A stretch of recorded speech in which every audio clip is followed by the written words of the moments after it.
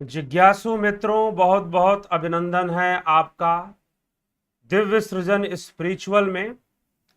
और प्रत्येक दिवस की भांति रात्रि 9 बजे लाइव चर्चा का यह कार्यक्रम हम लेकर आते हैं। और आज भी यह कार्यक्रम प्रारंभ हो रहा है। मांडुक्य कारिका पर हमारी चर्चा चल रही है, जैसा कि आप सबको विदित है। जो डेली यहाँ ज्वाइन करते हैं उनके लिए कह रहा हूं। तो आज का विषय है जागृत और स्वप्न दोनों ही मिथ्या। मांडुक्य कारिका में योगी गौड़पाद के द्वारा जो लिखी गई कारिका है उस पर आधारित यह चर्चा है कि भाई यह क्या है।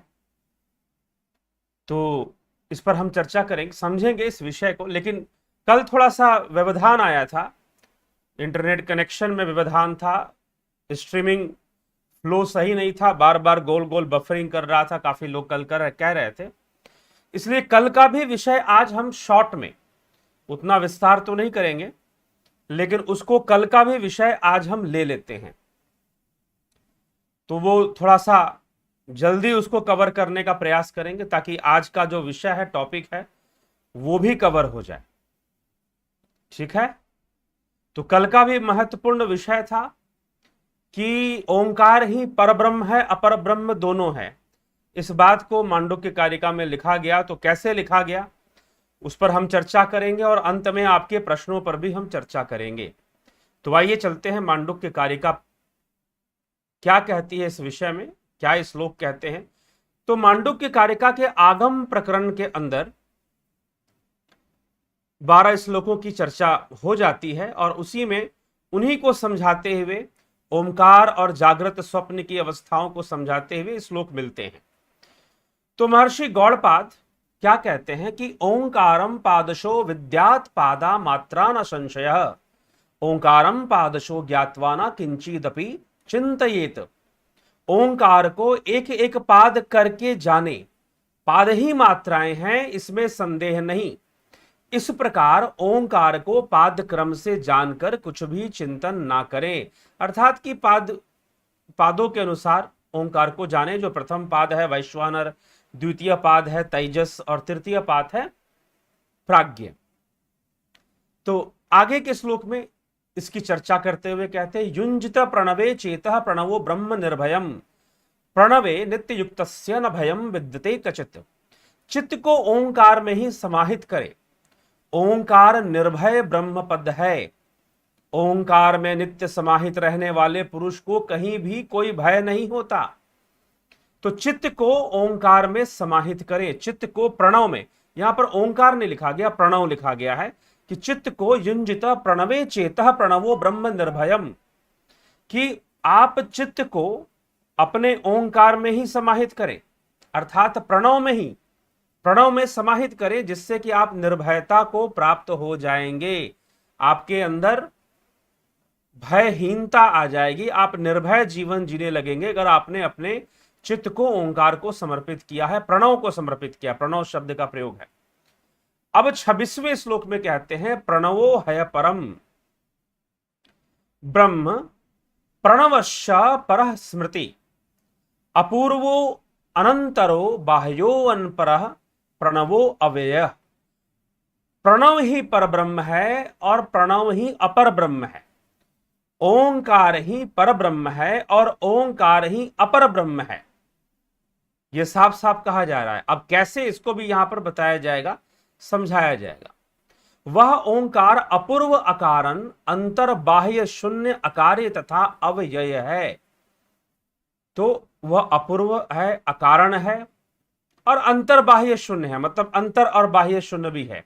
तो अंतर बाह्य शून्य कहने का तात्पर्य कि बाह्य जगत बहिष्प्रज्ञ, इस वैश्वानर जगत को बहिष्प्रज्ञ कहा गया। और जो तेजस लोक है, हिरण्यगर्भ लोक है, उसे अंतः प्रज्ञ कहा गया। तो यह इन दोनों के परे भी है। तो परे होने के कारण इन दोनों के परे, क्योंकि ये दोनों अवस्थाएं, जिसमें जागृत अवस्था है, जिसमें स्वप्न अवस्था है, यह इंद्रिय वशीभूत है, यह माइक जगत है, क्योंकि यह इंद्रियों से देखा जाता है। और जहां पर इंद्रियों का माध्यम आ जाएगा वहां पर मिथ्या हो जाएगा सब कुछ। इसी का आधार लेकर स्वप्न और जागृत अवस्था को मिथ्या भी कहने का प्रयास आगे के श्लोकों में किया गया, जो हमारा आज का विषय है।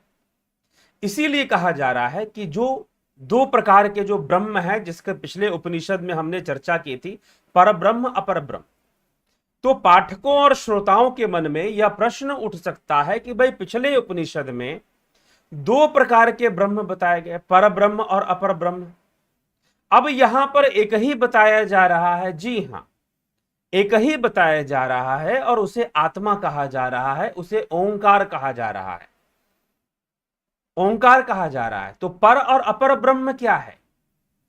तो वह ब्रह्म का, क्योंकि सब कुछ ब्रह्म ही है, सब कुछ ब्रह्म ही है, इसीलिए यह तीन अवस्थाओं का वर्णन कर दिया गया, जागृत, स्वप्न, सुषुप्ति, वैश्वानर, तेजस और प्राज्ञ। और इन तीनों के परे तूर्य, तो तूर्य परावस्था है, तो तूर्य का वर्णन भी कर दिया गया, चतुर्थ पाद का भी वर्णन कर दिया गया। तो फिर अब क्या है कि जो वैश्वानर है वह इंद्रिय जगत है, जो तेजस लोक है वह भी इंद्रिय जगत है। दोनों में कार्य और कारण सिद्धांत लागू होते हैं। वैश्वानर में भी कार्य कारण सिद्धांत लागू होंगे, तेजस में भी होंगे, लेकिन प्राज्ञ में कारण है परंतु कार्य नहीं है। अर्थात कर्म संस्कार, जो कर्म है वो संस्कार का रूप धारण कर बीज रूप में वहां पर है, एक्टिव फॉर्म में वहां नहीं है। जैसे ही एक्टिव होंगे तो वह अवस्था टूट जाएगी। जो सुषुप्ति की कारण अवस्था है, जो प्राज्ञ अवस्था है, जो प्रज्ञान घन जिसको कहा जा रहा था, वह जो अवस्था है, जैसे ही संस्कार क्रियाशील हो जाएंगे वह अवस्था खंडित हो जाएगी और सबसे पहले तेजस अवस्था आ जाएगी, स्वप्न अवस्था आ जाएगी और उसके बाद फिर जागृत अवस्था। सशरीर, स्थूल शरीर का अस्तित्व जहां पर है वह जागृत अवस्था है, जहां पर आप चरम चक्षुओं से देख रहे हैं और चरम कर्णों से सुन रहे हैं, वह जागृत अवस्था है। लेकिन स्वप्न अवस्था में भी आप देखते हैं, सुनते हैं, परंतु इन चर्म कर्णों से और चर्म चक्षुओं से नहीं देखते सुनते। यह बहुत बड़ा फर्क पड़ जाता है। तो अब यहां पर पर ब्रह्म अपर ब्रह्म की, ओंकार ही पर ब्रह्म है, ओंकार ही अपर ब्रह्म है। कैसे?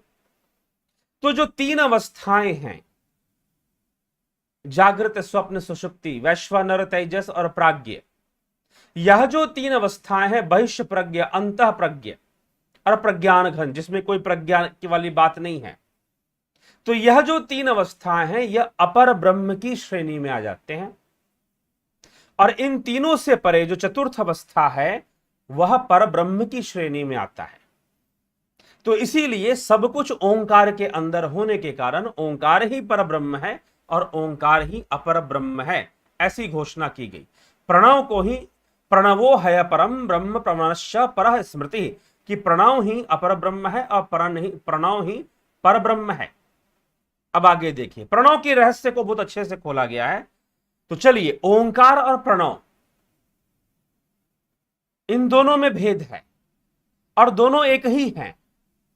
कैसे, उसको भी हम आज स्पष्ट कर लेंगे। तो यहां पर कहा जा रहा है अगले श्लोक में, 27वें श्लोक में, सर्वस्व प्रणवो हैदिर मध्य मंतस्तथैव च एवं ही प्रणवः ज्ञात्वा व्यश्नुते तदंतरम। प्रणव ही सबका आदि, मध्य और अंत है। प्रणव को इस प्रकार जानने के अनंतर तद्रूपता को प्राप्त हो जाता है। प्रणव ही आदि है, अंत है, मध्य भी प्रणव ही है, इस प्रकार से यहां समझाया गया। और उसको फिर ध्यान करने से, अभ्यास करने से, चित्त को उसी में समाहित करने से निश्चय ही किसी को मोक्ष मिलता है, पूर्णता की प्राप्ति होती है। अगले श्लोक में कह रहे हैं, प्रणव ईश्वरम विद्यात सर्वस्य हृदय संस्थितम सर्वय पिनसो ओंकारम मत्वा धीरो न सोचती। प्रणव को ही सबके हृदय में स्थित ईश्वर जानिए। इस प्रकार सर्वव्यापी ओंकार को जानकर बुद्धिमान पुरुष शोक नहीं करते। अब देखिए, अब कितनी विचित्र सी बात आपको यहां लग सकती है कि प्रणव को ही ईश्वर जानिए, सबके हृदय में स्थित। इस प्रकार सर्वव्यापी ओंकार, अब यहां पर ओंकार को सर्वव्यापी कहा जा रहा है क्योंकि प्रणव को सर्वव्यापी कहा जा रहा है। ओंकार को जानकर बुद्धिमान पुरुष शोक ना करे, अर्थात बुद्धिमान व्यक्ति को, ज्ञानी व्यक्ति को शोक नहीं करना चाहिए जिसने प्रणव को जान लिया। और प्रणव को जानना क्या है? क्या आपने ओंकार का उच्चारण कर लिया तो क्या प्रणव हो गया? बस यही समस्या फंस जाती है, यही आप अटक जाते हो। और जहां ज्यादातर, मैं सबको तो नहीं ऐसा कह सकता, ज्यादातर आप गुरुओं या योगा टीचर ऐसे लोगों के पास आप जाएंगे, जब वो आपको प्रणव का अभ्यास कराएंगे तो ओंकार का ही जप कराएंगे। तो आप खुद विचार करो कि मुख से, जिह्वा से ओंकार का जप करना क्या वही प्रणव है? जी नहीं, वो वाणी संकेत मात्र है। वाणी संकेत, शब्द संकेत है। वो बाहर में जो ओंकार का उच्चारण मुख से हो रहा है वह शब्द संकेत है, और जो लिखा जा रहा है वो अक्षर लिखने का संकेत है वो। लेकिन ओम, मुख से ओम कहना या लंबा ओम का उच्चारण कर दो, उद्गीत क्रिया में जिसको किया जाता है, या फिर आप उसको लिख दीजिए ब्लैक बोर्ड पर, कॉपी पर, ओम ऐसे कर दीजिए, 2 रेखाएं, एक रेखा ऊपर से, एक नीचे से, फिर एक बीच से, ऐसे चंद्र बिंदु लगा दीजिए, ओम। यह भी एक संकेत है, सिंबल है। तो जो असली प्रणव है वह तो सर्वव्यापी है, और वो क्या है? इसकी परावस्था, वो अमात्रा है, मात्रा नहीं अमात्रा है। इसी बात को आगे सिद्ध किया जा रहा है, कहा जा रहा है। ठीक, तो आगे कहा जा रहा है 29वें श्लोक में, अमात्रो अयनंत मात्रश्च द्वैत्वस्योपशमः शिवः ओंकारो विदितो येन सह मुनिर्नतरो जनः। कि जिसने मात्राहीन अनंत मात्रा वाले द्वैत के उपशम स्थान और मंगलमय ओंकार को जाना है, वही मुनि हैं, वही ऋषि हैं, वही दृष्टा हैं, और कोई दूसरा पुरुष मुनि नहीं कहला सकता। जिसने मात्राहीन अनंत मात्रा वाले, अब देखिए 2 बातें, मात्राहीन और अनंत मात्रा वाले, 2 शब्दों का प्रयोग। अमात्रो अनंत मात्रश्च द्वैतस्योपशमः शिवः ओंकारो विदितो येन सर्व विदितो येन स मुनिर्नतरो जनः। वही मुनि जन हैं जो ऐसा जानते हैं, जो ओंकार की अमात्रा को जानते हैं। तो 3 मात्राएं हैं ना, अकार, उकार, मकार। अब इन तीनों से परे जो अमात्रा है, मैंने अभ्यास करके भी आपको दिखाया था। क्या करना है? लंबी श्वास भरना है, मुख से ओम करना है, ओ,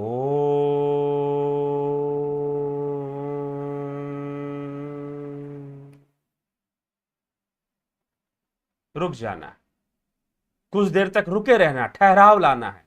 वो जो ठहराव है, वहां कुछ देर तक देखेंगे आपको श्वास भी जल्दी नहीं आएगी। आप जितनी लंबी सांस छोड़ेंगे ना, आपको अंत में उतनी देर से श्वास लेने की आवश्यकता पड़ेगी। जो लोग अभ्यास करते हैं वो अभ्यास करते करते इस रहस्य को जान जाते हैं। तो ओम के माध्यम से हम ओम को बोलते समय जितना लंबा कर देंगे, अंत में उतना ही ठहराव महसूस होगा। और दूसरी सांस आने में आपको जल्दबाजी नहीं करना है। दूसरी सांस लेने में जितने देर रुक सकता है रुको, यह एक तरीका है। नहीं तो एक प्रणव साधना की क्रिया ही होती है, जिसको अगर सही से जान लिया जाए, सही से समझ लिया जाए, उसके अभ्यास को किया जाए, तो बहुत लंबे समय तक श्वासों को स्वाभाविक रूप से, प्राकृतिक रूप से, कोई जबरदस्ती नहीं, रोके रख पाना संभव। एक सम की अवस्था आ जाएगी। प्राणों की चंचलता ही श्वास है। श्वास क्यों चल रहे हैं? क्योंकि प्राण अस्थिर हैं, प्राण चंचल हैं। प्राण जब शांत होने लग जाएंगे प्राणायाम के द्वारा, तो प्राण, तो ये जो श्वासें है ना, कुछ लोग कहते हैं क्या श्वासें प्राण है? जी नहीं, श्वासें तो प्राणों की अभिव्यक्ति मात्र है। तो प्राणों के अंदर चंचलता होने के कारण ये श्वासें चल रही हैं। श्वास रहेगी, ऐसा नहीं कि श्वास खत्म हो जाएगी, रहेगी, लेकिन शांत हो जाएगी। आपको पता नहीं चलेगा, रेचक पूरक का पता नहीं चलेगा, कब लिया कब छोड़ा, डिटेक्ट नहीं हो पाएगा। शांत, स्थिर। समुद्र की वो स्थान जहां पर समुद्र शांत है, वहां लहरें नहीं उठती। तो इसलिए ये हमें अच्छे से समझना है कि वास्तव में प्रणव मात्रा रहित है, तभी परा, पराविद्या शुरू होगा ना, जब मात्रा रहित में जाओगे। ये आकार उकार मकार, इसमें तो आप स्वाभाविक रूप से जाते हो, जागृत स्वप्न सुषुप्ति आप जाते हो, लेकिन ध्यान जब करना शुरू करोगे तो अमात्रा में जाओगे, पराविद्या में जाओगे, परब्रह्म की ओर जाओगे। अपर ब्रह्म और परब्रह्म अंतर क्या है? सब कुछ तो ब्रह्म ही है, ब्रह्म के सिवा दूसरा कुछ है ही नहीं। यहां तक कि यह जो माया है वह इंद्रिय जनित माया भी तो ब्रह्म ही के कारण है। बस इंद्रियों से देखना बंद कर दो, इंद्रियों से सुनना बंद कर दो, तो क्या कान बंद कर लोगे, आंखें बंद कर लोगे? जी नहीं। अपने चित्त की दृष्टि मोड़ लो। बुद्धि जो इस तरफ देख रही है, इंद्रियों के झरोकों से देख रही है, उसे घुमा दो, पलट दो अपने चित्त को, वो उस ओर देखना शुरू कर देगी, आत्मा की ओर, तो शांत हो जाएगी, प्राण शांत होने लगेंगे। तो अमात्रा में जाना है, और अमात्रा में जाने का एक विधि मैंने आपको यहां बता दिया। पिछले के शायद या पिछले वीडियो में भी मैंने बताया कि किस प्रकार ओम करना है जिससे कि अमात्रा का अनुभव आप कर सको। ठीक है, तो वो ओंकार, क्योंकि ओंकार की यहां चर्चा हो रही तो उसी माध्यम से मैंने बता दिया। परंतु प्रणव साधना एक बहुत बड़ा रहस्य है, रहस्य है। जिज्ञासु हैं कि प्रणव कर सके अच्छे से, अच्छे से अगर प्रणव करना चाहते हैं, सुषुम्ना को जागृत कर देना चाहे, प्रणव से सुषुम्ना जागृत हो जाती है, तो फिर जरूर इसका अभ्यास कीजिए, मेंबरशिप कोर्स ज्वाइन कर इसका लाभ उठाइए, और प्रणव साधना का लाभ उठाकर अपने आप को शांत कीजिए। और आपसे जो शांत, आप जब शांत होंगे तो आपसे दूसरे भी शांत होंगे। आपके समक्ष बैठकर आपकी बातें सुनकर दूसरों को भी शांति का अनुभव होगा। इसलिए अभ्यास करिए। ठीक, चलिए, तो आगे के ये विषय था मुख्य रूप से, जो अपर ब्रह्म पर ब्रह्म, किस प्रकार से ओंकार ही अपर पर ब्रह्म है, उस पर चर्चा होनी थी, तो वो हमने कर दी। तो कल का विषय आज इसलिए कवर किया क्योंकि कल इंटरनेट कनेक्शन में काफी प्रॉब्लम आ रहा था, सही से चल नहीं। आज स्ट्रीमिंग एकदम देखिए स्मूथ है, एक बार भी बफरिंग नहीं आया है, अच्छी बात है। तो कल कुछ चीजों का हमें भी ध्यान रखना पड़ता है, ठीक है, तो कई बार ठीक चलता है, कई बार प्रॉब्लम में आ जाता है। तो अब हम चलते हैं मांडुक्य कारिका के वैतथ्य प्रकरण की ओर। वैतथ्य प्रकरण से स्वप्न दृष्ट पदार्थ और जागृत दृष्ट पदार्थों का वर्णन शुरू होता है। तो इसके कुछ श्लोकों में जो बातें बताई गई हैं कि स्वप्न के अंदर जो भी अनुभव हो रहा है वह तो निश्चय ही मिथ्या। ये तो आप सब लोग कहते हो कि सपना तो झूठा है, जी सब कहते हैं ना कि सपना तो झूठा है। तो स्वप्न को झूठा मान लेना, यह लगभग सभी लोग ऐसा कह देते हैं। और फिर शरीर अवस्था में, जागृत अवस्था में हम जो चीजें देखते हैं हम उसको सत्य मानते हैं। लेकिन एक बात मुझे बताइए, सीधी सी बात बताइए कि स्वप्न जो है मिथ्या कब प्रमाणित हुआ, झूठा कब प्रमाणित हुआ, कि वह असत्य है या मिथ्या है? कब मिथ्या कहते हैं? ऐसे विषयों के लिए मिथ्या कहते हैं, असत्य शब्द का प्रयोग नहीं करते। इसलिए ब्रह्म सत्यम जगन मिथ्या। मिथ्या असत्य में अंतर क्या है, इसके ऊपर एक वीडियो बना हुआ है हमारे चैनल पर, बृहत रूप में बताया गया है कि मिथ्या और असत्य में अंतर, सत्य असत्य और मिथ्या। बहुत लोगों ने उसे सुना भी होगा, कृपया जाकर सुने। तो मिथ्या कहा जाता है, स्वप्न जगत भी मिथ्या है और यह भी जगत भी मिथ्या है। तो क्यों स्वप्न जगत को आप मिथ्या मान लेते हैं? अब इस अवस्था में मानेंगे ना, लेकिन एक बात मुझे बताओ कि जब आप स्वप्न देख रहे होते हैं तो क्या वह मिथ्या होता है? जी नहीं, उस समय तो वही सत्य होता है। आपके सामने स्वप्न में जो परिस्थितियां होती हैं, आप उसी के अनुसार कर्म कर रहे होते हैं। अपने स्वप्न जगत में जाकर देखिए, विचार कीजिए। वह मिथ्या कब बनता है? जब नींद खुल जाती है। अरे मैं तो सपना देख रहा था। यहीं से तो राजा जनक का अनुसंधान शुरू होता है, आध्यात्मिक अनुसंधान राजा जनक का। उन्होंने स्वप्न देखा कि वो भिखारी हैं और दर दर जाकर भीख मांग रहे हैं, कई दिनों से भूखे हैं, मांग रहे हैं कि थोड़ा सा भोजन दे दो, थोड़ी सी भिक्षा दे दो।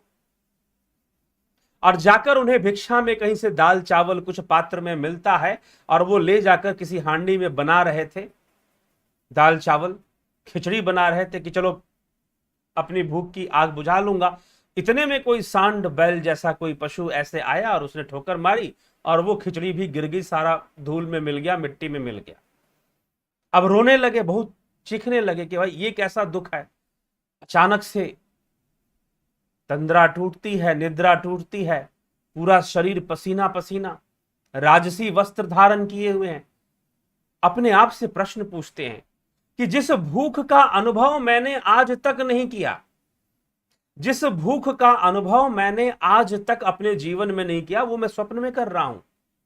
अरे मैं तो राजा हूं, मुझे भला भूख क्यों सताएगी? मैं तो जब चाहूं जो व्यंजन चाहूं खा सकता हूं, और कम से कम पेट भरने के लिए तो मेरे पास बहुत कुछ है, तो मुझे भूख क्यों सताएगी? तो भूख का अनुभव, वो भूख से पीड़ित हैं, स्वप्न में कर लिया। अब जनक को प्रश्न उठा कि सत्य क्या था? यह तो चलो सपना है, मैंने टाल दिया, लोग कह देते कि सपना है टाल दो, असत्य है, लेकिन जिस समय देख रहा था उस समय तो वही सत्य था।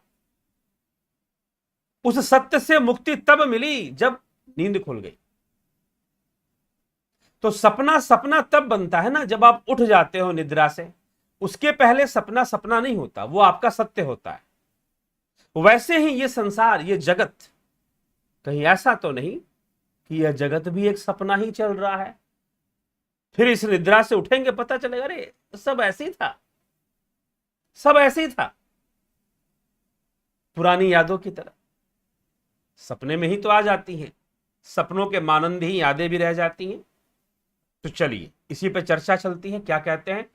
वै तथ्यम सर्वभावानां स्वप्न आहुर मनीषिणः अंतस्थानातु भावानां समवृतत्वेन हेतुना।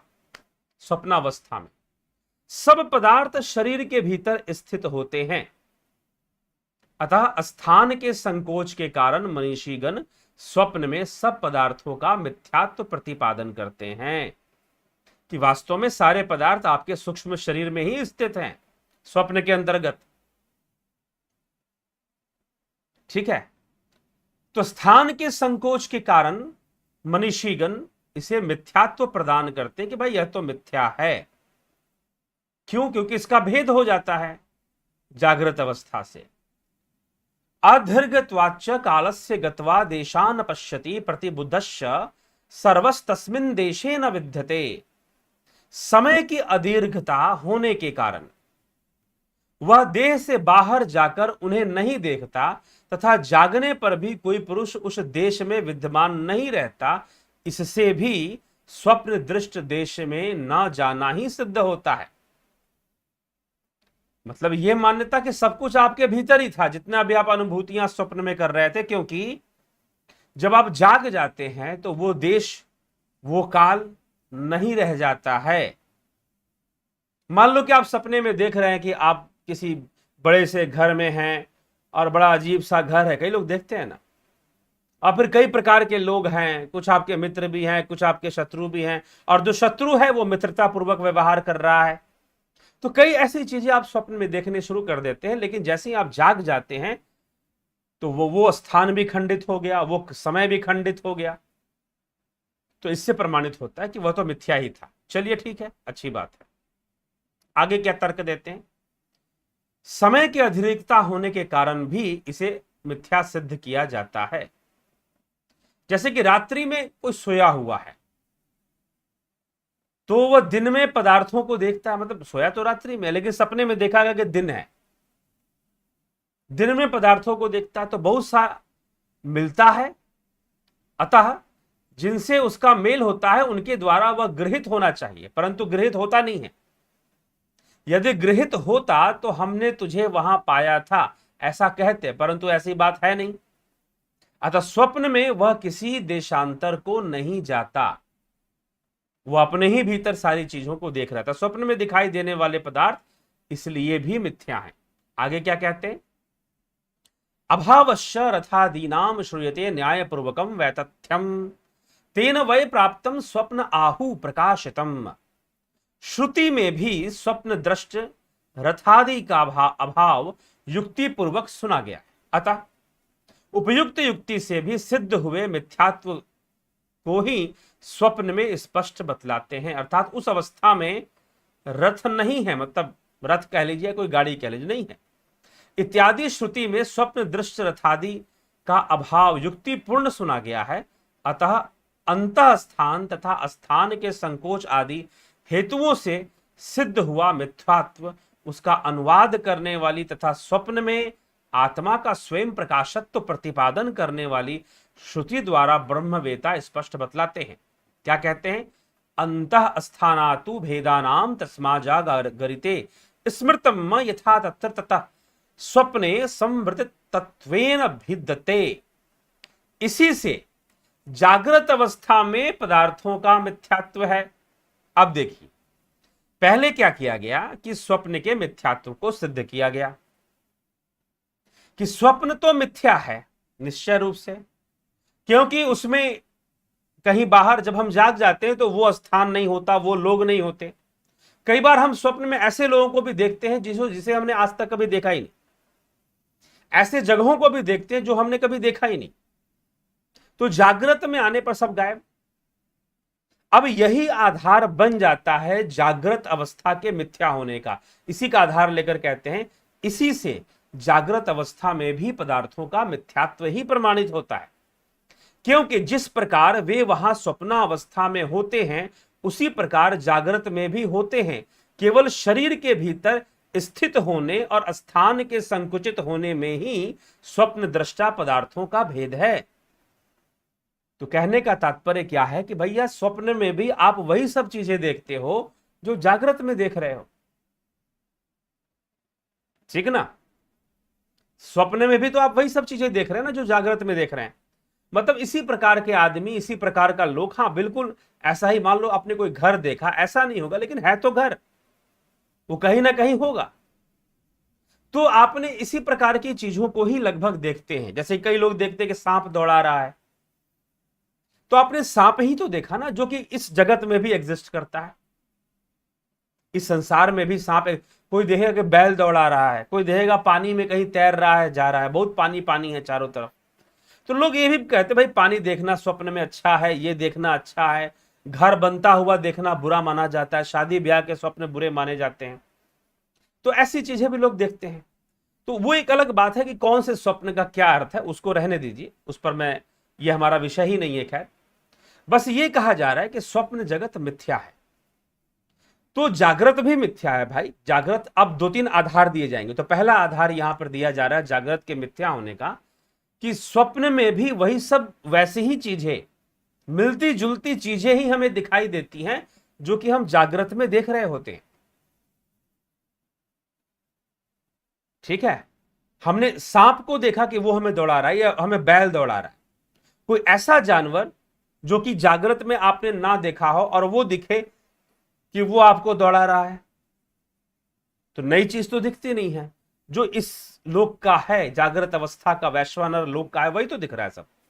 तो इसीलिए अगर वो मिथ्या है तो यह जागृत अवस्था भी मिथ्या है। इस कारण से जागृत को मिथ्या कहा जा रहा है। दूसरा तर्क हम देखते हैं क्या दिया जा रहा है। स्वप्न जागृतो स्थाने ह्ये कमाहुर मनीषिणः भेदानाम ही समत्वेन प्रसिद्धेनैव हेतुना।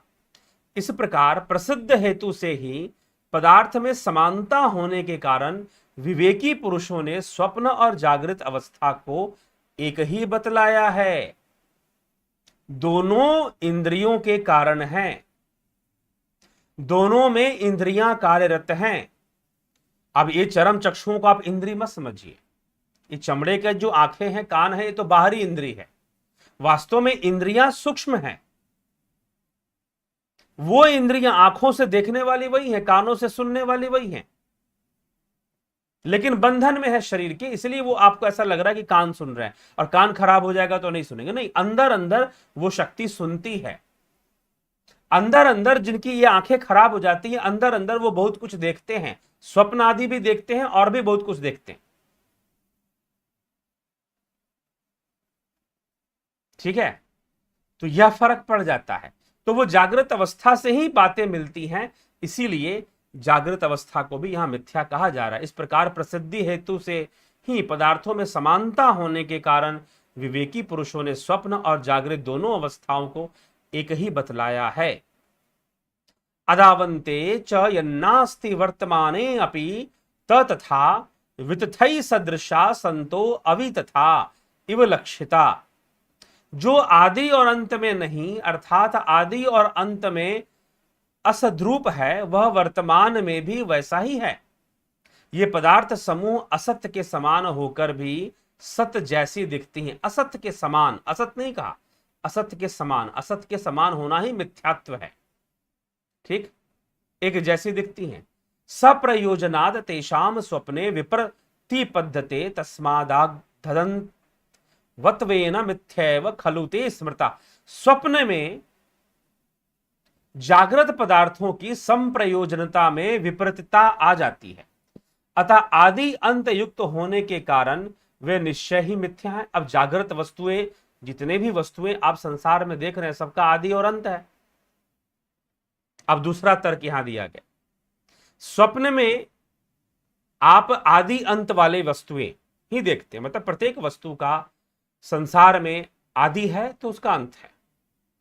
वैश्वानर जगत में, ठीक है, एक वृक्ष है, उसका आदि है, अंत है। कोई मशीन है, मोबाइल फोन है, लैपटॉप है, आदि है, अंत है। मनुष्य का स्थूल देह है, इसका भी आदि है, अंत है, जन्म है, मृत्यु है। तो इससे भी मिथ्यात्व प्रमाणित होता है। और स्वप्न में भी वही सब चीजें दिखती हैं। तो अब देखिए, अभी तक जो तर्क दिया गया वो स्वप्न से जागृत को मिथ्या किया जा रहा था। अब फिर तर्क दिया जा रहा है कि जागृत से स्वप्न मिथ्या, क्योंकि जागृत में जितनी भी वस्तुएं हैं, वैश्वानर जगत में जितनी भी वस्तुएं हैं, सबका आदि और अंत है, और उनका आदि और अंत होने के कारण वो मिथ्या ही कहे जाएंगे। और इस कारण से स्वप्न में भी तो वही चीजें आ जाती हैं, तो वह भी मिथ्या के अंतर्गत ही आएंगी। तो सत्य तो यह है कि संपूर्ण इंद्रिय जगत ही मिथ्या है, माइक है, माया से आच्छादित है, परिपूर्ण है माया से। अब कहते हैं, अपूर्वम स्थानि धर्मो ही यथा स्वर्ग निवासी नाम तानयम प्रेक्षते गत्वा यथे वेह सुशिक्षितः। जिस प्रकार स्वर्ग निवासियों की अलौकिक अवस्थाएं सुनी जाती हैं, उसी प्रकार यह स्वप्न भी स्थानी का अपूर्व धर्म है। देखो, जिस प्रकार हम कहते हैं स्वर्ग में सुख है, आनंद है, ठीक है, स्वर्गवासियों की अलौकिक अवस्थाएं सुनी जाती, वैसे ही स्वप्न की अपनी एक अवस्था है जिसमें कई बार सुखद भी होती है और कई बार दुखद भी होती है। स्वप्न के अंदर अनुभूतियां, तो स्वप्न की अपनी एक अवस्था है। जैसे स्वर्ग आदि की अवस्थाओं के बारे में आप सुनते हैं, वैसे स्वप्न की भी अपनी एक अवस्था है, जहां पर एक अवस्था ऐसी बन जाती है जहां पर आप स्वप्न देख रहे होते हैं। बहुत सारी रहस्य को ये खोल रहा है। उसी प्रकार मृत्यु के उपरांत जीव की एक ऐसी अवस्था बन जाती है जिसमें वो स्वर्ग का सुख भोगता है। यह अवस्था उसके अपने कर्म संस्कारों से बनती है। सारी चीजें अवस्थाएं हैं जीव की। आप मनुष्य हो, यह भी एक अवस्था है। कोई नाली का कीड़ा है, वह भी एक जीव की अवस्था है। उसी प्रकार कोई देवता है, स्वर्ग का देवता है, तो वह भी एक अवस्था है। कोई पितर है, वह भी एक अवस्था है। कोई प्रेत है, वह भी एक अवस्था है। तो वही यहां पर कहा जा रहा है कि जिस प्रकार स्वर्ग निवासियों की अलौकिक अवस्थाएं सुनी जाती हैं, उसी प्रकार स्वप्न में रहना भी जीव की एक अवस्था है। स्वप्न में रहना भी जीव की एक अवस्था है जिसमें वो उस अवस्था के अनुकूल कई चीजों का अनुभव कर रहा होता है। ठीक है, यही स्वप्न का रहस्य है।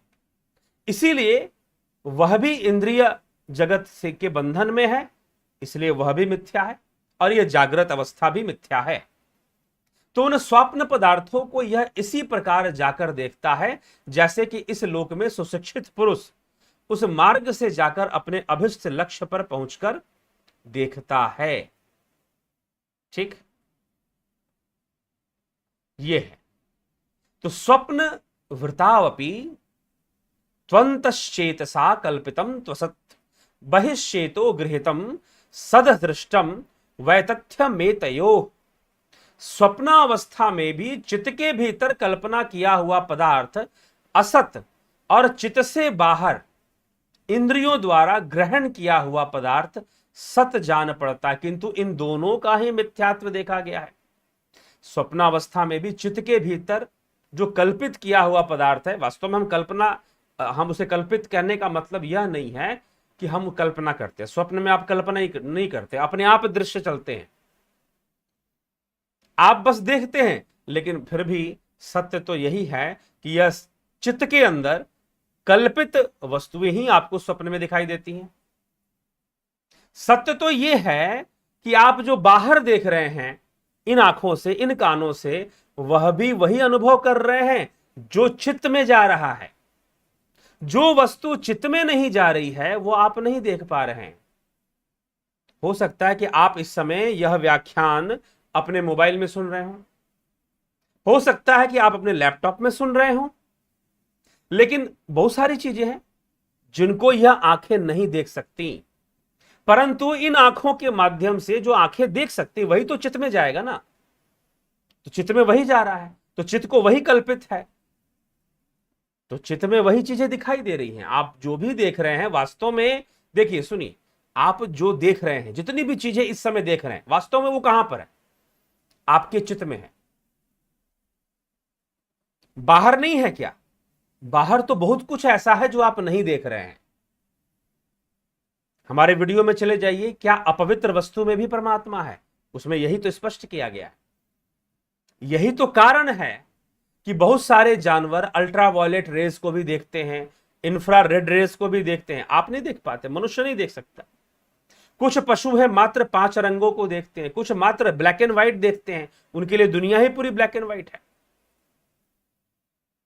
तो इंद्रियों की सीमा है, उनकी बनावट अलग अलग है। जैसे उल्लू है, उल्लू की बनावट अलग है, उसकी जो आई है वो सिलेंड्रिकल है, आई बॉल नहीं है, हमारी पूरी गोल है, स्फेरिकल है, गेंद की तरह, उसकी सिलेंड्रिकल है। तो देखने का तरीका उसका अलग हो जाता है, उसके चित्त में अलग छवि बनती है प्रत्येक वस्तु की, हमारे अंदर अलग छवि बनती है। कौन सी छवि सही है उसके लिए उसकी छवि सही है, हमारे लिए हमारी छवि सही है। हम उसका मेजरमेंट लेकर चलते हैं, वो अपने हिसाब से लेकर चलता है। फिर अलग अलग जीव अलग अलग प्रकार से अनुभूतियां करते हैं संसार का, उनकी इंद्रियां जैसी बनी हुई है। यह विषय पर पहले ही बहुत गहन चर्चा मैं कर चुका हूं और उसको प्रमाणित किया जा चुका है कि भाई इंद्रियों के माध्यम से जो भी हम देखते हैं वो मिथ्या होता है, क्योंकि इंद्रियों के देखने की सीमा है। तो वास्तव में अभी जो भी दृश्य आप देख रहे हैं, भले आप यहां पर व्याख्यान सुन रहे हैं, मुझे देख रहे हैं, मेरा बैकग्राउंड देख रहे हैं, जो कुछ भी है वह सब आपके चित्त में ही बन रहा है, आप चित्त में ही देख रहे हैं, सत्य ये है। ठीक है, तो जो इंद्रियां ग्रहण कर सकती हैं वही चित्त में जा रहा है, इसलिए लेकिन क्या इतनी ही चीजें हैं? जी नहीं, आपकी आंखों के सामने ऐसा बहुत कुछ है जिसे आप नहीं देख रहे। आपकी आंखें उस रंग को नहीं पकड़ सकती हैं, लेकिन कुछ जीव हैं जो कई रंगों को पकड़ते हैं, कई रंगों को पकड़ते हैं, कई ध्वनियां। हमारे कानों की भी सुनने की सीमा है, एक लिमिट के नीचे नहीं सुनता, एक लिमिट के ऊपर नहीं सुनता। वैसी आंखें एक लिमिट के नीचे नहीं देखती, एक लिमिट के ऊपर नहीं देखती। तो इंफ्रारेड रेस को नहीं देखती, अल्ट्रा वायलेट रेस को, ऊपर वाला को नहीं देखती। वैसी सुनने के साथ भी है। तो इंद्रिय जगत मिथ्या है। तो स्वप्नावस्था में भी चित्त के भीतर कल्पना किया हुआ पदार्थ असत और चित्त से बाहर इंद्रियों द्वारा ग्रहण किया हुआ पदार्थ सत्य जान पड़ता है, किंतु दोनों का ही मिथ्यात्व सिद्ध होता है, दोनों ही मिथ्या हैं। इंद्रियों से दिखने वाला विषय मिथ्या ही है, इस प्रकार से यहां पर दावा किया गया। फिर कहा गया, फिर 10वें श्लोक में क्या कहते हैं? वैथत्य प्रकरण। पहले ओंकार पर ब्रह्म अपर ब्रह्म की जो चर्चा चल रही थी वो आगम प्रकरण में थी, यह वैथत्य प्रकरण में चल रहा है, मांडुक्य कारिका। यह मांडुक्य कारिका की व्याख्या है, इसलिए आप थंबनेल पर देखते होंगे मांडुक्य उपनिषद नहीं लिखा जाता, मांडुक्य कारिका ही लिखा जाता है। तो आगे क्या कहते हैं महर्षि गौड़पाद, जागृत वृतापि त्वन्तश्चेतसा कल्पितम त्वसत बहिश्चेतो गृहीतम सदुक्तम वैतथ्यमेतयो। इसी प्रकार जागृत अवस्था में भी चित्त के भीतर कल्पना किया हुआ पदार्थ असत तथा चित्त से बाहर ग्रहण किया हुआ पदार्थ सत समझा जाता है, परंतु इन दोनों का ही मिथ्यात्व प्रमाणित होता है। आप सोचो, मान लो कि आप कल्पना कीजिए कि आप अमेरिका में घूम रहे हैं, आप यहां चले गए, आप वहां चले गए, आप ये खा रहे हैं, सब तो मिथ्या ही है ना। लेकिन इन इंद्रियों से भी जो देख रहे हैं वह सब भी मिथ्या है। या अनुभव कर रहे हैं किसी स्वादिष्ट भोजन का, या कोई सुंदर दृश्य देख रहे हैं, वह सब भी मिथ्या ही है। ठीक है, इसलिए जागृत और स्वप्न मिथ्या है। इसमें होने वाली अनुभूतियां क्या हैं? मिथ्या हैं। सुषुप्ति में कोई अनुभव नहीं होता क्योंकि इंद्रियां कार्यरत नहीं है,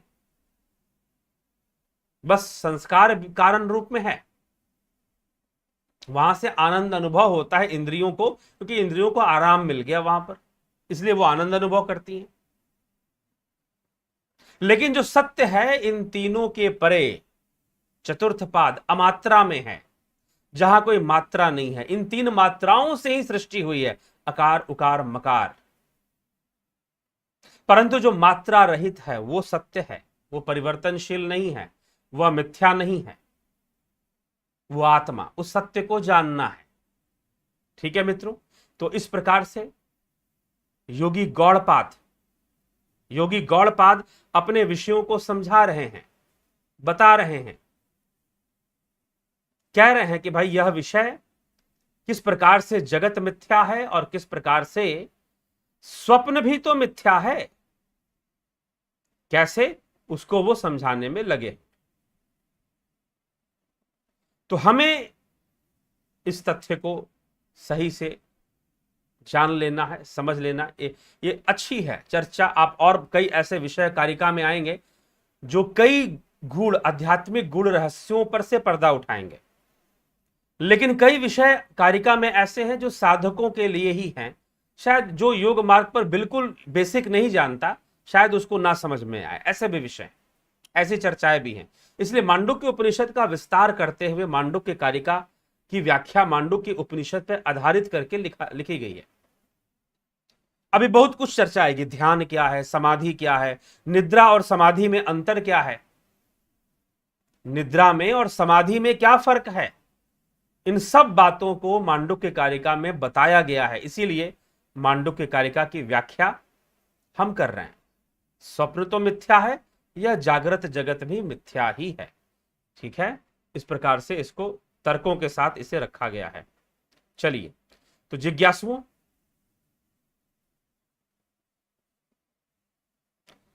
आप देख पा रहे हैं क्या जीव आत्मा को भूख प्यास? जी हाँ, बिल्कुल लगती है भूख प्यास।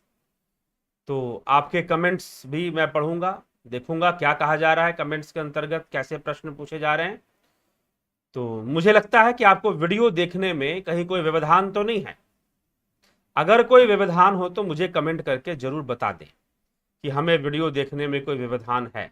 नहीं है तो चलते हैं, आगे बढ़ते हैं। ठीक है, मुझे लगता है कि कोई व्यवधान नहीं होना चाहिए। आगे चलते हैं। अपूर्व विश्वकर्मा जी, बबीता धीमान, हरिओम जी, हरिओम जी, माधुरी कोल्हे जी, जय श्री राम, राजू पाल जी, ओम तत्सत, किरण शर्मा जी, अभिनंदन, अजीत भाई पटेल जी, सत्यमेव जयते, प्रताप जाला जी, प्रणाम जी, जय सोमनाथ, जयंती दत्ता जी, ओम नमः शिवाय, पप्पू सिंह जी, नीरज चौधरी जी, प्रजक्ता पूकले जी, नमस्ते जी, अभिषेक कुमार जी, हरिओम, राम निवास मीना, जय श्री कृष्ण जी, चितरंजन बरुआ जी, अवनीश दुबे, संदीप मिसारा, चितरंजन बरुआ जी, ओम कर में जो चंद्र बिंदु है वो क्या है? वही अमात्रा है, ठीक ना, वह मकार का अंत है। मकार का अंत है, उच्चारण के लिए उसे बताया गया है। पूर्ण विराम है वो, एक तरह से चंद्र बिंदु जो है, ठीक, तो वही अमात्रा की ओर संकेत करता है। चलिए,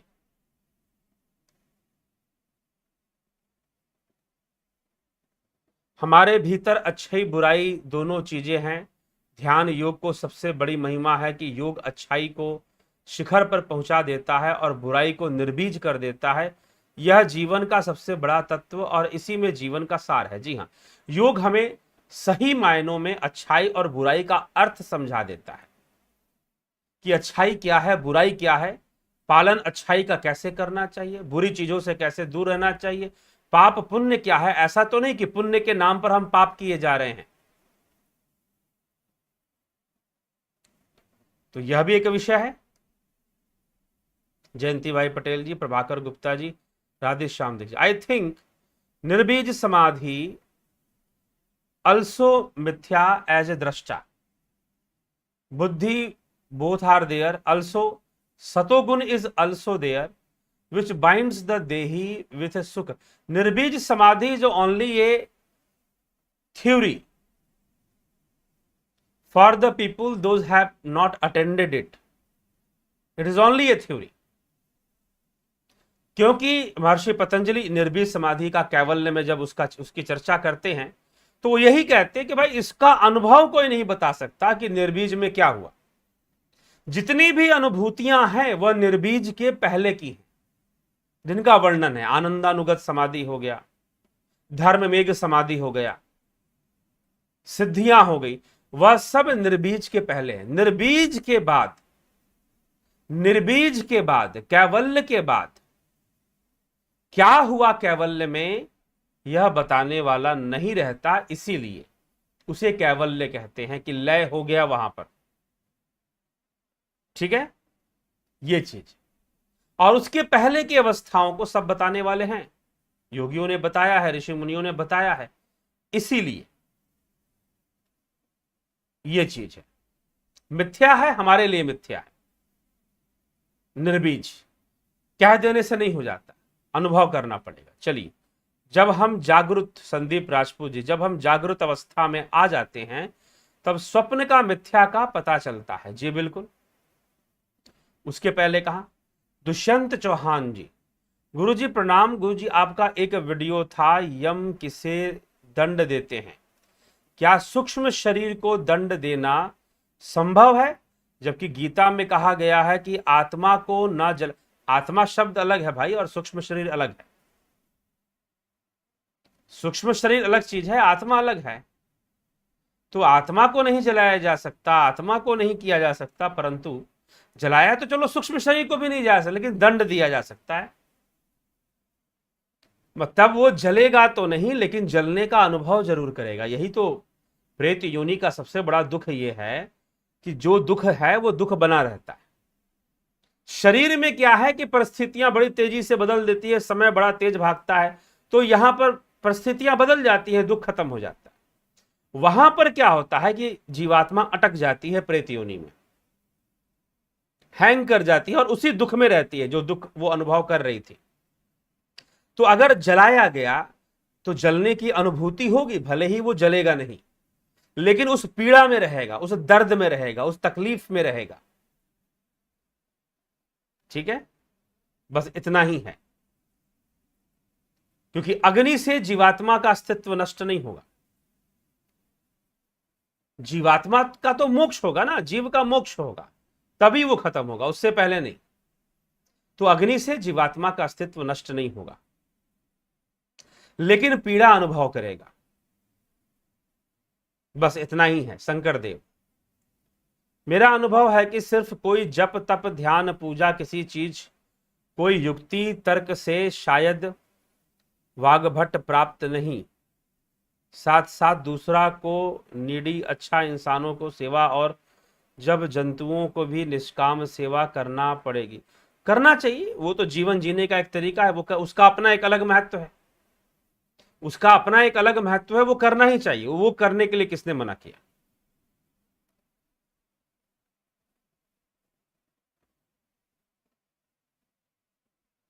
वागभट प्राप्त, वागभट प्राप्त होने का क्या मतलब है? मोक्ष प्राप्त होना या स्वर्ग प्राप्त होना? वागा बट्टा आपने लिखा है, साथ साथ दूसरा को, क्योंकि वागभट तो आयुर्वेद के ऋषि हुए, दूसरा को निडी अच्छा से इंसान को सेवा करना पुण्य कर्म है, मोक्ष का मार्ग नहीं है। आप किसी जरूरतमंद इंसान की सेवा करते हैं, किसी, वो आपके पुण्य का रास्ता है, पुण्य का फल आपको, सदकर्मों का फल आपको अवश्य प्राप्त होगा, परंतु वह मोक्ष का मार्ग नहीं है। निष्काम भावना से करे उसको तो निश्चय ही कर्मयोग की श्रेणी में आ जाएगा। वर्षा सचदेव जी, दुष्यंत चौहान जी, क्या जीव आत्मा को भूख प्यास लगती है? हाँ, जीव को बिल्कुल लगती है। जीव को भूख प्यास लगती है, शरीर में हो चाहे शरीर से बाहर। अनुभूति, वो संस्कार वो बने रहते हैं शरीर वाले ही, इसलिए शरीर छोड़ने के बाद भी शरीर वाले संस्कार बने रहते हैं, उन्हीं को तो बार बार भटकना पड़ता है, इसीलिए तो जीवात्मा को दोबारा शरीर धारण करना पड़ता है। क्यों मृत्यु के उपरांत दूसरा जन्म? क्योंकि शरीर वाले संस्कार बने हैं, अगर वो शरीर वाले संस्कार खत्म हो जाए तो मुक्ति हो जाए।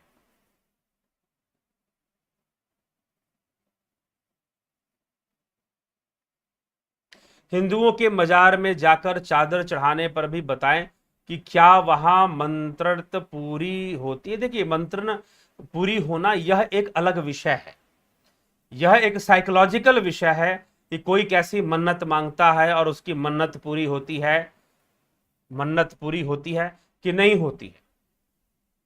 ठीक है, यह एक साइकोलॉजिकल फैक्ट पर चीजें डिपेंड करती हैं कि उसकी मनोदशा कैसी है। बाकी मन्नत पूरी होती है ऐसा कुछ भी नहीं, और ऐसा करना भी नहीं चाहिए। क्यों नहीं करना चाहिए? क्योंकि कहीं ना कहीं अगर जब आपने हिंदू व्यक्ति का नाम ले लिया कि हिंदुओं को मजार पे जाना, तो हिंदू व्यक्ति को नहीं जाना चाहिए, क्योंकि वह उसके स्वाभाविक गुण के विरुद्ध है, और उसके पूर्वजों के दिए हुए जो संस्कार हैं वो उसके ऊपर हावी है। तो उसको अपने, यही तो, क्या भगवान कृष्ण ने अर्जुन को क्या समझाया था? जब अर्जुन ने कहा कि मैं ब्रह्मचारी बनकर कटोरा लेकर भिक्षा मांग लूंगा, तो भगवान ने कहा कि नहीं, ये तेरा धर्म नहीं, इस प्रकार से जीवन यापन करना तुझे शोभा नहीं देता। क्यों नहीं देता? क्योंकि तू इसके लिए बना नहीं, तू अपने स्वभाव से ऐसा नहीं है। तो एक हिंदू व्यक्ति जिसने हिंदू परिवार में जन्म लिया है, हिंदू संस्कारों के बीच रहा है, तो उसके स्वभाव को यह सूट नहीं करता कि वो अपने स्वभाव और अपनी पुरानी मान्यताओं के विरुद्ध जाकर मजारों पर जाके मन्नत मांगे। ठीक है, तो यह चीज उसको नहीं, तो वो अस्वाभाविक हो जाता है और वो अधर्म कहलाता है, फिर उसके लिए वो अधर्म की श्रेणी में चला जाएगा। तो यह, अगर हम गीता की जो स्वधर्म अधर्म की बातें हैं या परधर्म की बातें हैं, उसमें हम अगर देखेंगे तो बातें कुछ इस तरह से निकल कर आएंगी। तो स्वभाव के विपरीत चीजें जा रही हैं, स्वभाव के विपरीत और प्रैक्टिस के विपरीत। जो उसकी प्रैक्टिस है, अगर वो हिंदू परिवार का है तो निश्चित ही बचपन से वह आरती पूजा करने का प्रैक्टिस में है। ठीक है, वो राम कृष्ण और देवी की पूजा करने के प्रैक्टिस में वो रहा है, वो रहा होगा निश्चित रूप से। तो इस कारण से वो बचपन से जो प्रैक्टिस कर रहा है उसके अगेंस्ट वो क्रिया हो जाएगी कि वो मजारों पे जाकर मन्नत मांगेगा। ठीक है, ये चीज है। मजारों को तो मुसलमान भी, जो कट्टर मुसलमान है, वो भी नहीं मानते हैं मजारों को। तो इसीलिए मजार तो कब्र है जहां पर कुछ इस्लामी फकीर आदि या कुछ ऐसे कोई उनके प्रचारक हुए जिनके कब्र बनाकर उनको दफना दिया गया वहां पर जो है। ठीक है, इससे बढ़िया है कि वो अपने पूर्वजों और अपने पितरों से मन्नत मांग ले। इससे बेहतर है कि वो अपने पूर्वजों और पितरों से मन्नत मांग ले, वो ज्यादा अच्छा रहेगा। ठीक है, तो चलिए, बलवंत सिंह गोहिल जी, महेश मकवाना जी, ब्रह्म भी छूट जाएगा तभी मोक्ष। ब्रह्म छूट नहीं सकता, हां, कल्पित ब्रह्म छूट जाएगा। कल्पित ब्रह्म, अभी जो आप बोल रहे हो ब्रह्म ब्रह्म, जो कह रहे हो, जो विचार कर रहे हो कि ब्रह्म ही सब कुछ है, तो ये कल्पना है ना भाई, ये तो एक कल्पना। इसलिए तो कहा जा रहा है ना कि ब्रह्म क्या है, यह तो आप ध्यान में ही जान पाओगे, समाधि में। तो जो कल्पित ब्रह्म है वो छूट जाएगा, वास्तविक ब्रह्म नहीं छूटने वाला, वो तो स्वयं ही मोक्ष है, तो वो कैसे छूटेगा? तो जो कल्पित है, जो कल्पनाओं में है, जो विचारों में, जो थॉट में है, भावनाओं में है वो छूटेगा, उसको छोड़ना पड़ेगा। स्मिता सावंत, वैश्वानर जगत भी मिथ्या है और स्वप्न जगत मिथ्या है, सत्य क्या है इनके परे? इंद्रिय जगत को ही मिथ्या कहा जा रहा है ना, तो स्वप्न जगत में भी इंद्रिय जगत है और इसमें भी इंद्रिय जगत है। तो इंद्रियों से जो परे जाने की जो यात्रा है, ट्रांसेंडेंटल, अतेंद्रिय, ठीक है, वहां सत्य है, वहां सत्य का साक्षात्कार है, वहां मूल तत्व है जिससे सब कुछ, वो उद्गम स्थान है उसका, इस जगत का। ठीक है, तो अनुभव करते हुए भी सारी चीजें सत्य असत्य रूप में है, अर्थात असत्य भी नहीं कहना चाहिए, मिथ्या रूप में, मिथ्या रूप में। वास्तव में वो जैसी है वैसी नहीं दिखाई दे रही, कुछ और दिखाई दे रही है इंद्रियों के कारण। ठीक है, इसलिए प्रत्येक वस्तु नश्वर मात्र ही है, बदल परिवर्तनशील ही है, उसका आदि और अंत निश्चित है। क्या ध्यान के दौरान, गीता देव जी, महेश मकवाना, क्या ध्यान के दौरान हम जीन्स अवस्था तक पहुंचे और दूसरी बार वहीं से शुरुआत होती है? समझ में बात नहीं, दूसरी बार मतलब दूसरी बार जब आप ध्यान करेंगे, जी नहीं, वहां से शुरुआत नहीं होगी, आपको ध्यान करना पड़ेगा, क्योंकि लौटने का टाइम लगेगा। बाह्य जगत से अंतः जगत की ओर गमन करने में, ध्यान की अवस्था में डूबने में जो समय लगेगा वो लगेगा। ठीक है, हाँ, अगले जन्म की बात करेंगे तो आपके पास वो अवस्था रहेगी ध्यान में जाने की, अगर मृत्यु भी हो जाए तो। सपना में क्या कर्म का फल मिलता है? सूक्ष्म फल मिलता है, उसका भी सूक्ष्म फल मिलता है। ठीक है, रूपलाल यादव जी, क्योंकि आप जो भी कर्म कर रहे हैं स्वप्न के अंदर वो सूक्ष्म में ही कर रहे हैं, तो जो भी होना है वो वहीं का वहीं होना है, इसलिए इसकी चिंता मत कीजिए। लेकिन वो है कर्म, क्योंकि मन वहां पर कार्यरत है, क्रियाशीलता है, कार्य बन रहा है वहां पर। वाला महीर वलम, प्रणाम गुरु जी, साधुवाद, साधुवाद जी। प्रभात सोनी जी, गुरु जी प्रणाम। हिरण्याक्ष ने जो पृथ्वी को समुद्र में छिपा दिया था, वो कौन सा समुद्र था? क्योंकि समुद्र तो रस पृथ्वी पर है पृथ्वी पर, लेकिन उस समय उसने समुद्र को कहते हैं कि रसातल में ले गया, अज्ञान के रसातल में। ठीक ना, अज्ञान के रसातल में ले गया, जहां पर मनुष्य जो है वह अपने मूल से टूट चुका था, ज्ञान से, वैदिक ज्ञान से, आध्यात्मिक ज्ञान से वो खंडित हो चुका था, टूट चुका था, उसके पास शांति का कोई मार्ग नहीं था। ठीक, अज्ञान के समुद्र में वह उसने उसको डुबा दिया था, जहां पर जीवन संभव नहीं रह गया था, ऐसी स्थिति आ गई थी। चलिए, चंदन कुमार जी, पीयूष लेहुमी जी, जय श्री राम, शिवाजी सासने, ओम नमः शिवाय। करण पात्रो, देखा हुआ सुना हुआ मिथ्या है, सत्य तो आत्मा है। जी, पीयूष लोहमी, गुरुजी ध्यान या मेडिटेशन का अंत क्या है, कब होना चाहिए? इसका कोई अंत नहीं है, इसका विलीन है, ये तो विलीन कर देगा आपको, तभी जाकर खत्म होगा, उससे पहले इसका कोई अंत नहीं है, ध्यान का कोई अंत नहीं होता। ठीक है, ध्यान का अंत है समाधि, समाधि का अंत निर्बीज समाधि, फिर कोई अंत नहीं, फिर सब खत्म। सब खत्म मतलब कि पूर्ण लय, विलय, कैवल्य जिसे कहा जा रहा है वो। बाकी तो ये चल रहा है। अब कई लोग बोलेंगे अरे सब खत्म, ये बात सुनने में बड़ा अजीब सा लगता है, यह बात सुनने में थोड़ा ठीक नहीं लगता है। तो चिंता ना करें, जब तक ठीक नहीं लगता है तब तक आपको कोई मोक्ष नहीं दे सकता, आपको कोई मुक्ति नहीं दे सकता। तो जब तक आप पूरी तरह से ऊब नहीं जाएंगे, बार बार जन्म लेकर, बार बार मृत्यु को प्राप्त कर कर, पुनरपि जननम पुनरपि मरणम पुनरपि जननी जठरे शयनम इस संसारे खलु दुस्त्वारे कृपया पाही पार मुरारे।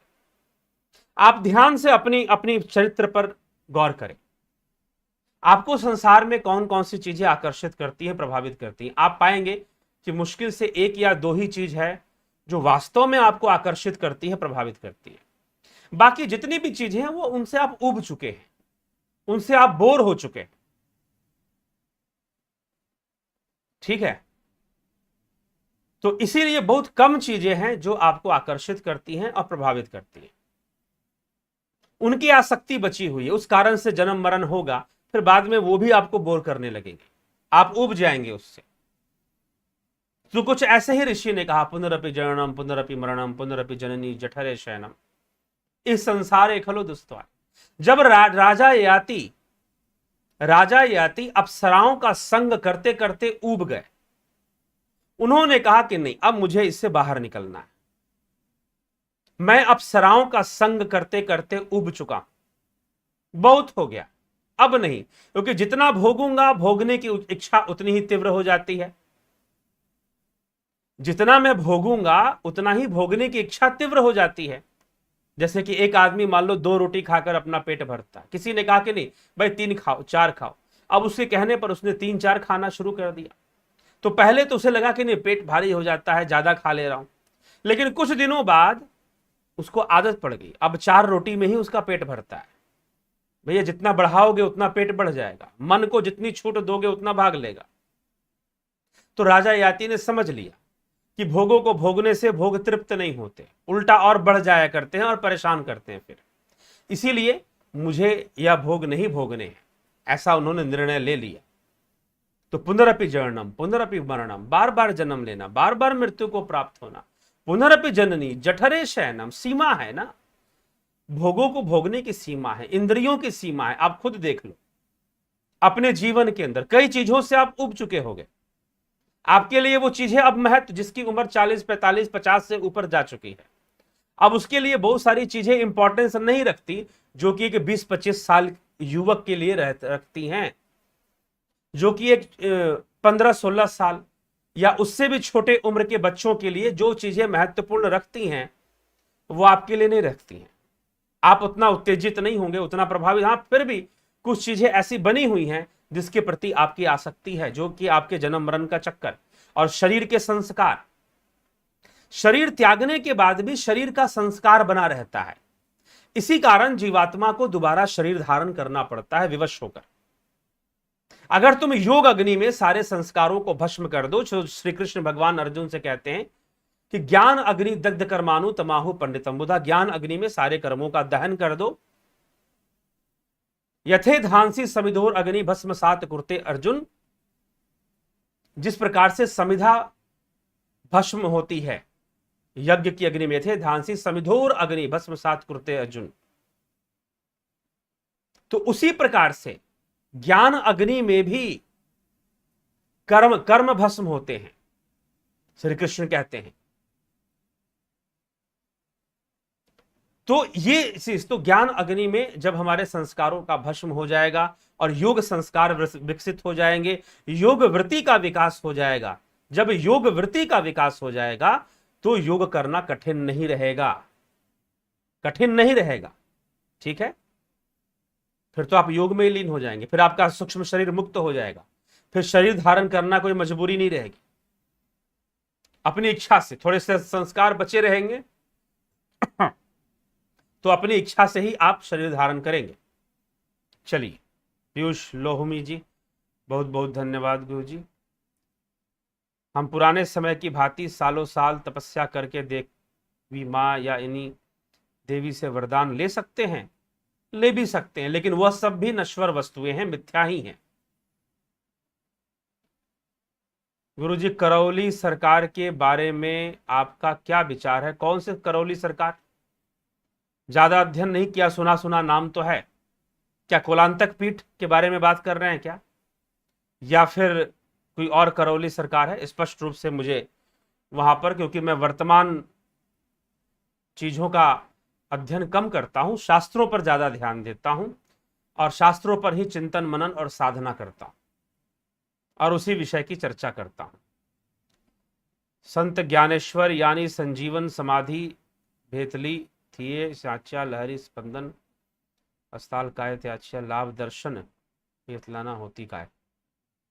ठीक है, हिंदी में लिखे तो ज्यादा बेहतर होगा, मराठी स्पष्ट समझ में नहीं आती, थोड़ी थोड़ी समझ में आती है। ठीक, कानपुर का करौली पता नहीं, वो शायद वहां पर कुछ कानपुर से संबंधित तो कोई स्थान शायद वहां पर है जहां पर प्रेत व्रेत विद्या का कुछ चलता है, शायद आप वहीं की बात कर रही हैं, प्रेत विद्या का जहां कार्य चलता है। ठीक। मनीष श्रीवास्तव जी, मनुष्य आत्मा है या जीव? जीव है, मनुष्य जीव है। मनुष्य जब कौन है ये पूछेंगे तो वह जीव है। हाँ, मैं क्या हूं, हु एम आई, जब आप ये प्रश्न करेंगे तो मैं आत्मा। आप अपने आप से जब पूछेंगे कि मैं वास्तव में मैं क्या हूं, क्या मैं शरीर हूं, क्या मैं मन हूं, क्या मैं बुद्धि हूं, मनोबुद्धि अहंकार चित्तानि ना हम शिवो हम शिवो हम शिवो हम शिवो हम। तो मैं क्या हूं, तो मैं आत्मा, वो चीज वहां आ जाएगी। ठीक है जगत नारायण जी। तो कानपुर के करौली जहां पर प्रेत विद्या की कुछ कुछ चीजें चलती, वहां के बारे में किसी ने मुझे बताया था, और कोई कोई वीडियो भी किसी ने सेंड किया था, तो मैंने शायद थोड़ी बहुत देखी थी बहुत पहले। एग्जैक्टली वहां पर क्या होता है मुझे नहीं पता।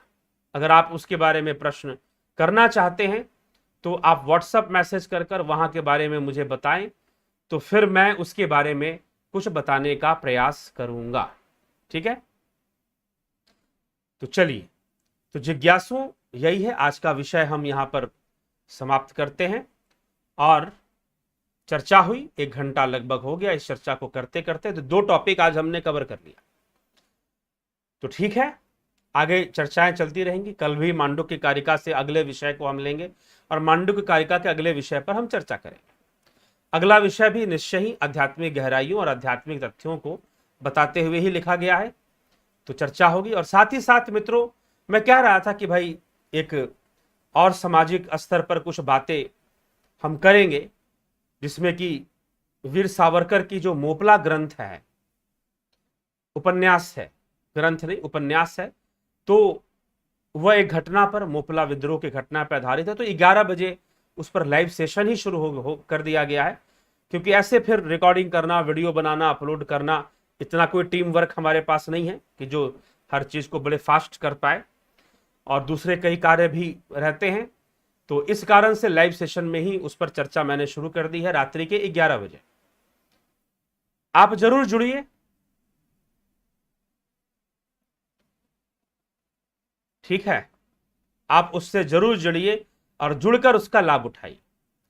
तो वो चर्चा सामाजिक परिवेश के ऊपर, सावरकर वर्तमान समाज को, वर्तमान हिंदू समाज को क्या समझाना चाहते थे, उस पर उन्होंने वर्णन किया है। उन्होंने कटाक्ष भी किया है हिंदू समाज के ऊपर, कई कटाक्ष किए हैं, पूजा पाठ को लेकर, जातिवाद को लेकर, एकता और अनेकता को लेकर, कई चीजों का कटाक्ष उन्होंने किया है।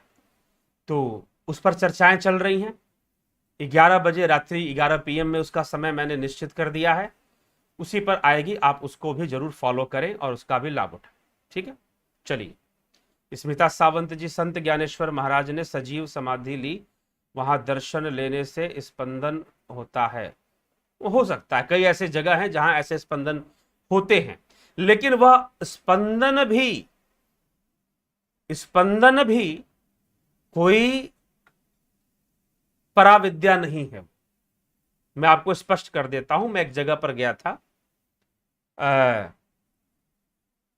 किसी स्थान पर, मैं उस स्थान का ना ही नाम लूं तो ठीक है, क्योंकि आज भी है, और वहां पर एक माता जी थी। तो माता जी ने मुझे, उनके पास एक छड़ी थी, उनका एक आश्रम था, और वो कई श्री विद्या की साधिका और कई तरह की साधनाएं वो बताया करती थी। तो मैं पहले भी योगियों के पास, मुझे पता चल जाए, अब नहीं जाता उतना, क्योंकि ज्यादा लोगों से प्रभावित नहीं होता। हाँ, अगर अभी भी मुझे पता चल जाए कि फलानी जगह पर कोई ऐसे महात्मा जी रहते हैं जिनके पास कुछ अद्भुत चीजें हैं, तो मैं चला जाता। तो मैं उनके पास गया था, तो उन्होंने मुझे अपने डंडे से सिर पे स्पर्श कराया, तो उसमें एक स्पंदन था, स्पंदन था। तो एक बात अच्छे से आप समझ लें कि यह जो स्पंदन है वह भी क्या है, क्या है, वह अपरा विद्या ही है। अपरा के अंतर्गत आएगा, मतलब मिथ्यात्व के अंतर्गत आएगा, मिथ्या के अंतर्गत ही आएगा। ठीक। तो सजीव समाधि मतलब कि अपने आप, अपने योग बल से समाधि लेना, जब मतलब कि देह की मृत्यु नहीं हुई, समाधि ले ली और देह का त्याग हो गया। ठीक है, इस प्रकार से सजीव। तो संत ज्ञानेश्वर महाराज ने वही विज्ञान रखा है जो उपनिषदों में वर्णित है।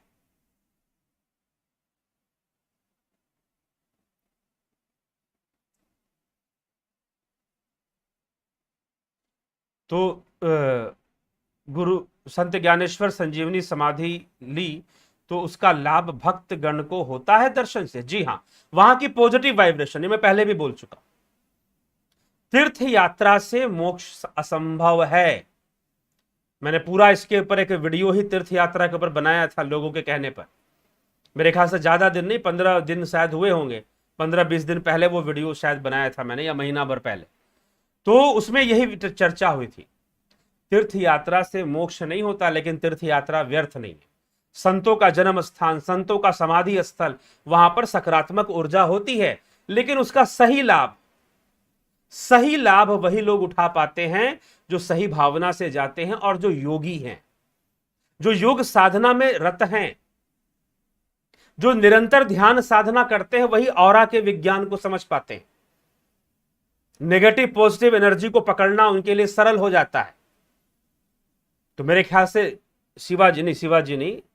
स्मिता सावंत जी, संभवतः आप कोर्स, जुपिटर कोर्स आपने ज्वाइन किया हुआ है, उसको कर रही हैं, तो आगे बहुत कुछ है जो उस कोर्स में आपको पता चलेगा, वाइब्रेशंस के बारे में, ऑरा के बारे में, और तीर्थ स्थलों से हमें एक पॉजिटिव सकारात्मक ऊर्जा मिलती है। केदारनाथ में बहुत ही सकारात्मक ऊर्जा, पॉजिटिव पावर वहां बहुत ज्यादा है। ऐसी जगहों पर आप ध्यान करेंगे तो वहां बैठकर थोड़ा ध्यान करने से अच्छा लाभ होता है। तो सही मायनों में जो सद्भावना वाले लोग हैं, मात्र वही जो सकारात्मक ऊर्जा को अपनी ओर आकर्षित कर सकते हैं, वही लोग ऐसे वाइब्रेशंस का लाभ उठाते हैं, दर्शन का लाभ उठाते हैं। इसमें कोई शक नहीं है कि दर्शन से लाभ मिलता है, अवश्य मिलता है, लेकिन वह मोक्ष का साधन नहीं है। इसीलिए भगवान शिव ने लिखा है कि इदम तीर्थमिदम तीर्थ भ्रमंती तामसा जना आत्म तीर्थम न जानंती कथम मोक्षम वराणे, कि हे पार्वती, बहुत सारे तीर्थों की यात्रा करने वाले जो लोग हैं आत्म तीर्थ को नहीं जानते, तो भला उनके लिए मोक्ष कहां से, उनको मोक्ष कहां मिलेगा। तो इस प्रकार से कहा गया है। ओम नमः शिवाय। गुरु जी, आपसे विनती है, एक दिन केदारनाथ धाम और कैलाश मानसरोवर के विषय में बताएंगे कभी। हरिओम। चलिए ठीक है, इसी के साथ विराम देते हैं। 11 PM पर फिर से लाइव आएगा, ठीक है? तो उसको देखना चाहे तो जरूर उस लाइव सेशन से जुड़िए।